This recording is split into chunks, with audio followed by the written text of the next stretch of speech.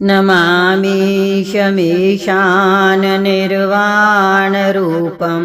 विभुं व्यापकं ब्रह्मवेदस्वरूपं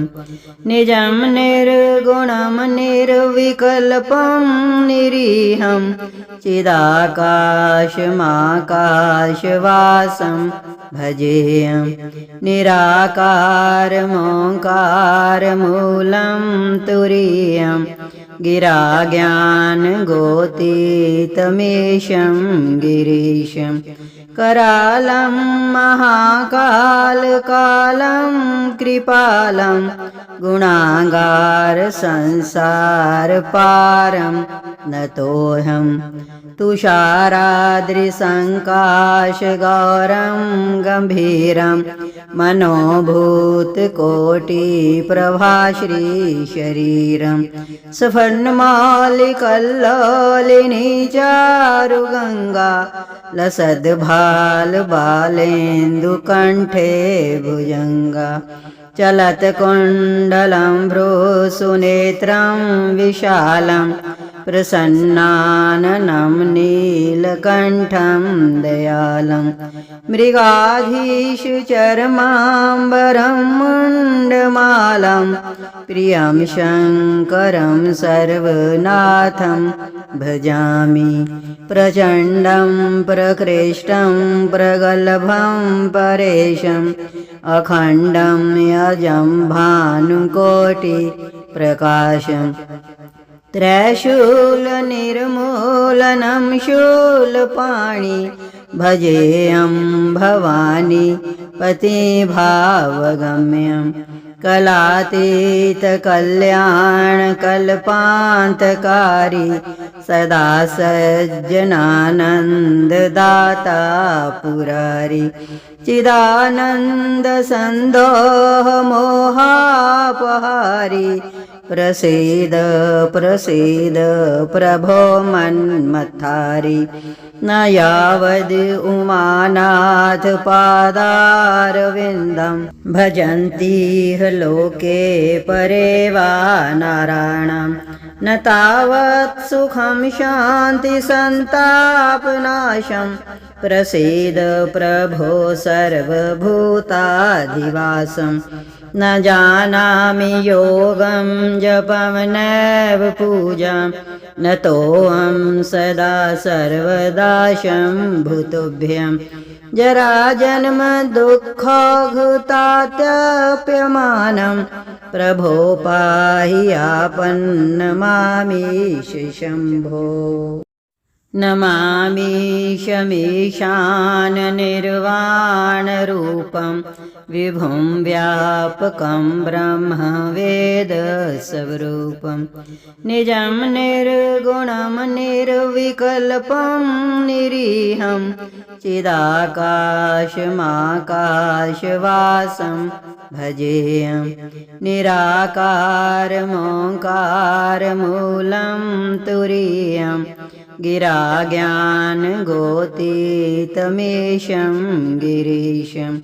करालं महाकालकालं कृपालं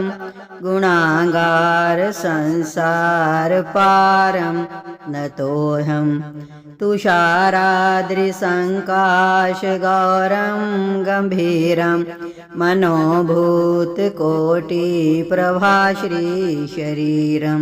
स्फर्णमालिकल्लोलिनी चारुगङ्गा लसद्भालबालेन्दुकण्ठे भुजङ्गा चलत्कुण्डलं भ्रूसुनेत्रं विशालं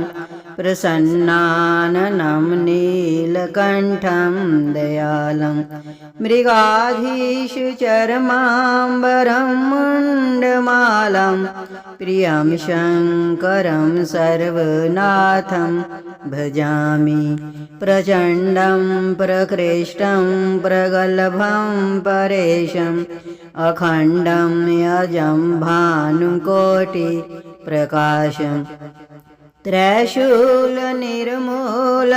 शूलपाणि भजेयं भवानी पतिभावगम्यं कलातीतकल्याणकल्पान्तकारी सदा सज्जनानन्ददाता पुरारी चिदानन्दसन्दोहमोहापहारी प्रसीद प्रसीद प्रभो मन्मथारी न यावद् उमानाथ पादारविन्दं भजन्तीह लोके परे वा नारायणं न तावत् सुखं शान्ति सन्तापनाशं प्रसीद प्रभो सर्वभूताधिवासं न जानामि योगं जपं नैव पूजां न तोऽहं सदा सर्वदा शम्भुतुभ्यं जराजन्म दुःखघृतात्यप्यमानं प्रभो पाहि आपन्नमामीश शम्भो नमामीशमीशाननिर्वाणरूपं विभुं व्यापकं ब्रह्मवेदस्वरूपं निजं निर्गुणं निर्विकल्पं निरीहं चिदाकाशमाकाशवासं भजेयं निराकारमोङ्कारमूलं तुरीयं गिराज्ञानगोतीतमीशं गिरीशं करालं महाकालकालं कृपालं गुणागारसंसारपारं नतोऽहं तुषाराद्रिसङ्काशगौरं गम्भीरं मनोभूतकोटिप्रभाश्रीशरीरं स्फर्णमालिकल्लोलिनी चारुगङ्गा लसद्भालबालेन्दुकण्ठे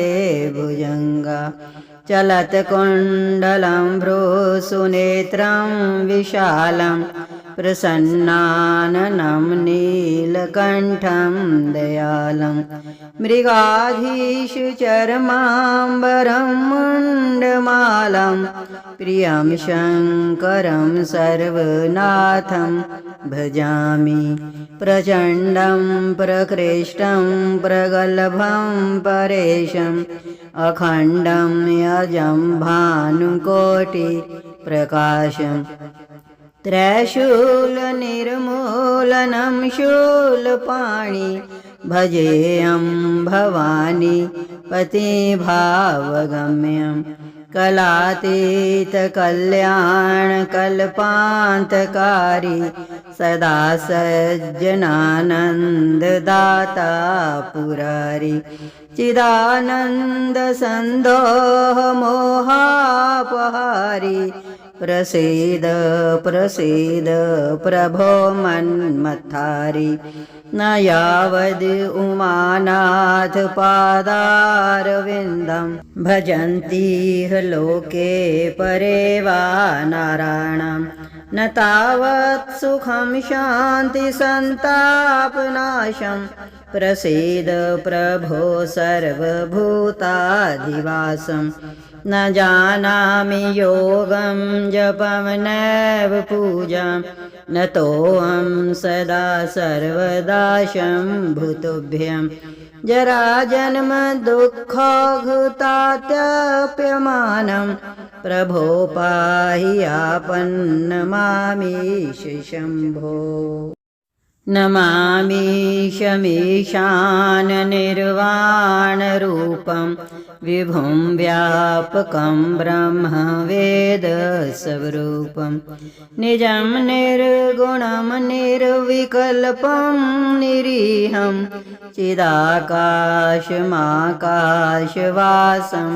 भजेयं निराकारमोङ्कारमूलं तुरीयं गिराज्ञानगोतीतमीशं गिरीशं करालं महाकालकालं कृपालं गुणागारसंसारपारं नतोऽहं तुषाराद्रिसङ्काशगौरं गम्भीरं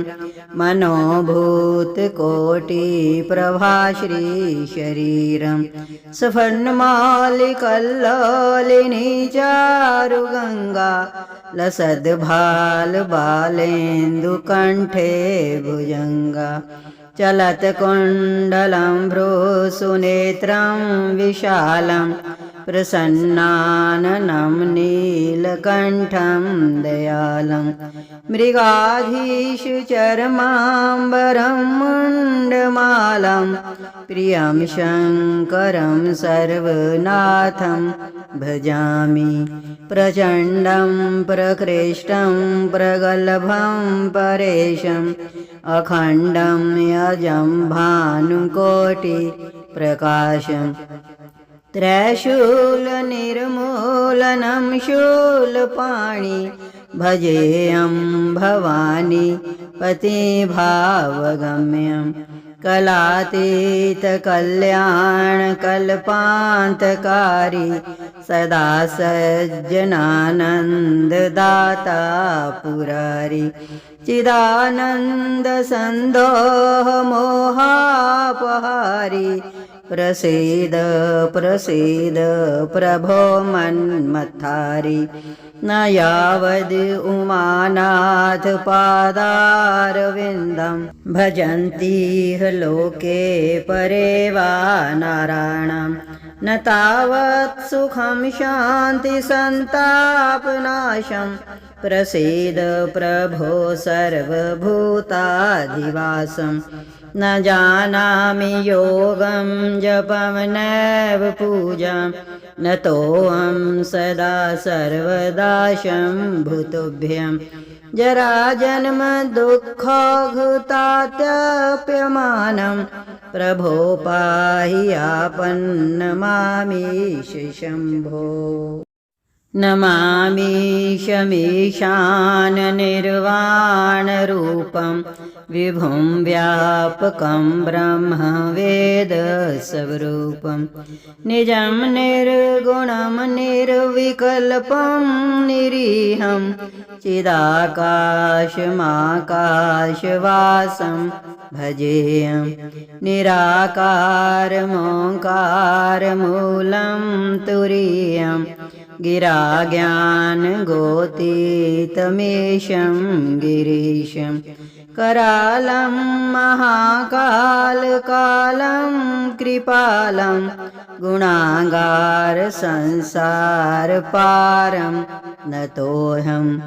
तुषाराद्रिसङ्काशगौरं गम्भीरं मनोभूतकोटिप्रभाश्रीशरीरं सफर्णमालिकल्लोलिनी चारुगङ्गा लसद्भालबालेन्दुकण्ठे भुजङ्गा चलत्कुण्डलं भ्रूसुनेत्रं विशालं प्रसन्नाननं नीलकण्ठं दयालं मृगाधीशचर्माम्बरं मुण्डमालं प्रियं शङ्करं सर्वनाथं भजामि प्रचण्डं प्रकृष्टं प्रगल्भं परेशम् अखण्डं यजं भानुकोटिप्रकाशम् त्रैशूलनिर्मूलनं शूलपाणि भजेयं भवानी पतिभावगम्यं कलातीतकल्याणकल्पान्तकारी सदा सज्जनानन्ददाता पुरारी चिदानन्दसन्दोहमोहापहारी प्रसीद प्रसीद प्रभो मन्मथारी न यावद् उमानाथ पादारविन्दं भजन्तीह लोके परे वा नारायणं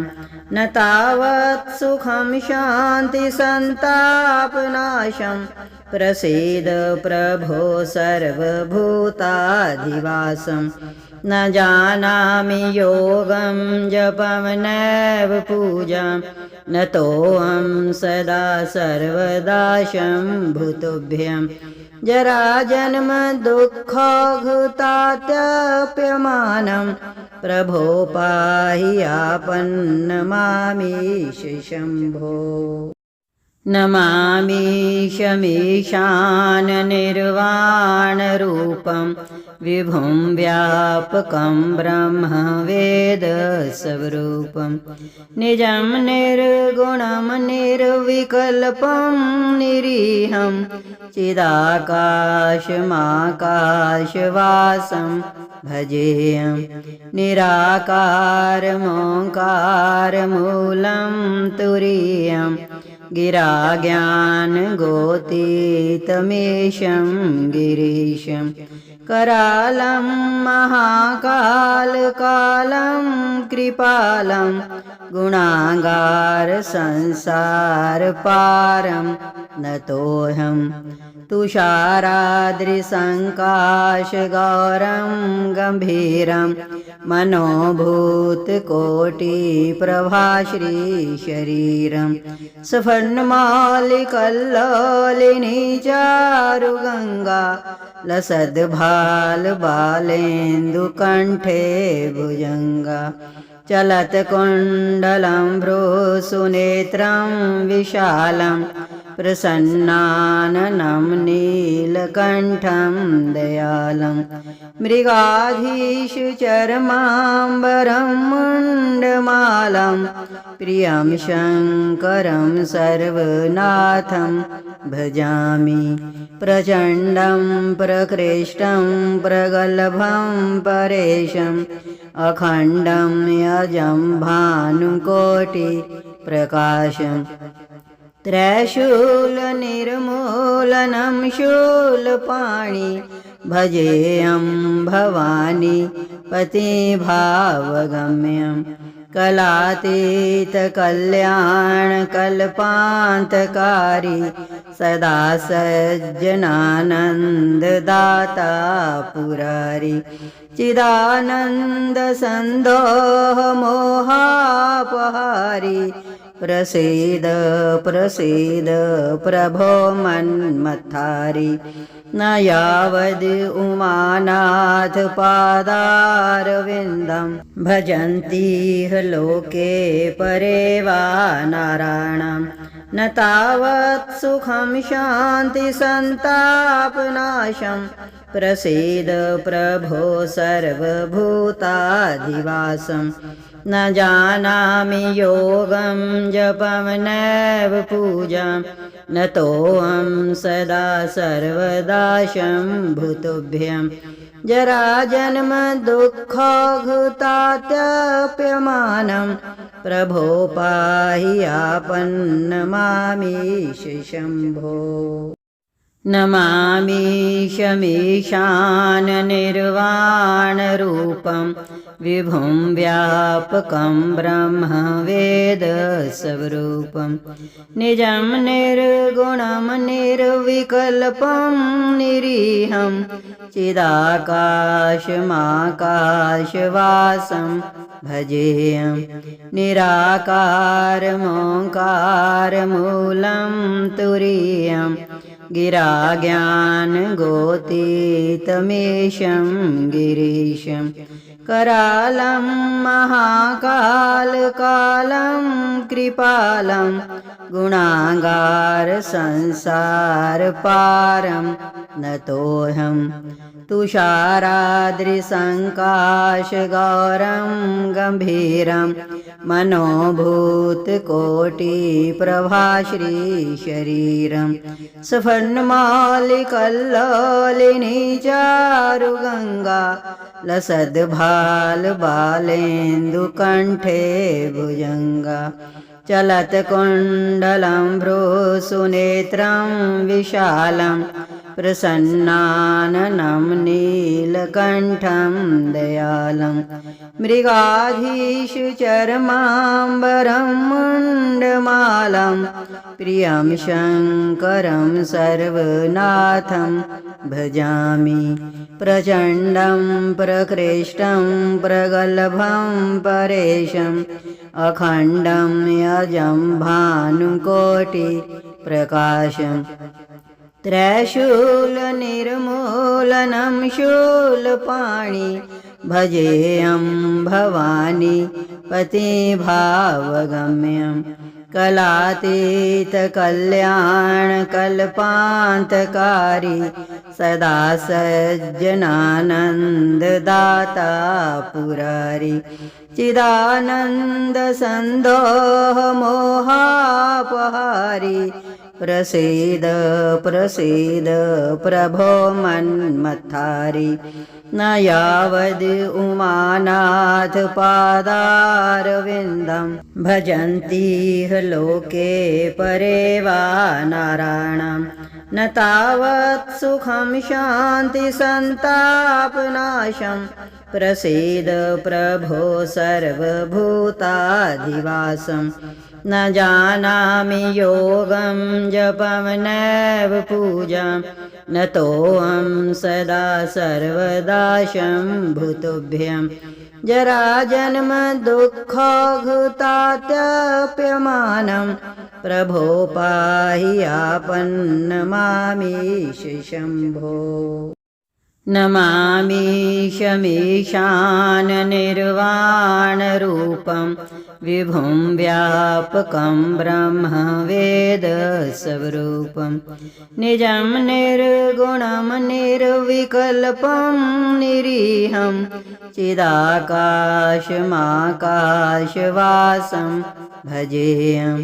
निराकारमोङ्कारमूलं तुरीयं गिराज्ञानगोतीतमीशं गिरीशं करालं महाकालकालं कृपालं गुणागारसंसारपारं नतोऽहं तुषाराद्रिसङ्काशगौरं गम्भीरं मनोभूतकोटिप्रभाश्रीशरीरं सफन्मालिकल्लोलिनी चारुगङ्गा लसद्भालबालेन्दुकण्ठे भुजङ्गा चलत्कुण्डलं भ्रूसुनेत्रं विशालं प्रसन्नाननं नीलकण्ठं दयालं मृगाधीशचर्माम्बरं मुण्डमालं प्रियं शङ्करं सर्वनाथं भजामि प्रचण्डं प्रकृष्टं प्रगल्भं परेशम् अखण्डं यजं भानुकोटिप्रकाशम् त्रैशूलनिर्मूलनं शूलपाणि भजेयं भवानी पतिभावगम्यं कलातीतकल्याणकल्पान्तकारी सदा सज्जनानन्ददाता पुरारी चिदानन्दसन्दोह मोहापहारी प्रसीद प्रसीद प्रभो मन्मथारी न यावद् उमानाथ पादारविन्दं भजन्तीह लोके परे वा नारायणं न तावत् सुखं शान्ति सन्तापनाशं प्रसीद प्रभो सर्वभूताधिवासं न जानामि योगं जपं नैव पूजां न तोऽहं सदा सर्वदा शम्भुतुभ्यं जराजन्म दुःखघृतात्यप्यमानं प्रभो पाहि आपन्नमामीश शम्भो नमामीशमीशाननिर्वाणरूपं विभुं व्यापकं ब्रह्मवेदस्वरूपं निजं निर्गुणं निर्विकल्पं निरीहं चिदाकाशमाकाशवासं भजेयं निराकारमोङ्कारमूलं तुरीयं गिराज्ञानगोतीतमीशं गिरीशं करालं महाकालकालं कृपालं गुणागारसंसारपारं नतोऽहं तुषाराद्रिसङ्काशगौरं गम्भीरं मनोभूतकोटिप्रभाश्रीशरीरं सफर्णमालिकल्लोलिनी चारुगङ्गा लसद्भालबालेन्दुकण्ठे भुजङ्गा चलत्कुण्डलं भ्रूसुनेत्रं विशालं प्रसन्नाननं नीलकण्ठं दयालं मृगाधीशचर्माम्बरं मुण्डमालं प्रियं शङ्करं सर्वनाथं भजामि प्रचण्डं प्रकृष्टं प्रगल्भं परेशम् अखण्डं यजं भानुकोटिप्रकाशं त्रैशूलनिर्मूलनं शूलपाणि भजेयं भवानी पतिभावगम्यं कलातीतकल्याणकल्पान्तकारी सदा सज्जनानन्ददाता पुरारी चिदानन्दसन्दोहमोहापहारी प्रसीद प्रसीद प्रभो मन्मथारी